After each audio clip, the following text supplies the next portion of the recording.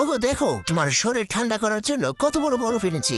আরে ফনিরা, বরফে কি শরীর ঠান্ডা হবে? দেখো আমরা সুইমিং পুলে নেমে রেস্ট করছি। ওগো জুসটা একটু বাড়িয়ে ধরো। আরে অসুখী, তুমি চুপ করো। ওগো তুমি কিছু মনে করো না, আমাকে 2 মিনিট সময় দাও। দেখো এবার আমি তোমার জন্য কি করছি। এবার তাড়াতাড়ি করে আমার এই এক্সকেভেটরের উপরেই আমাকে ছোট্ট করে একটা সুইমিং পুল তৈরি করতে হবে। এই তো এবারে শিশির ঢাকাটা খুলে জলাশয় থেকে পানি এনে এটা ভর্তি করতে হবে। হয়ে গিয়েছে। এবারে গোলাপগুলোকে সুন্দর করে বসিয়ে দেই।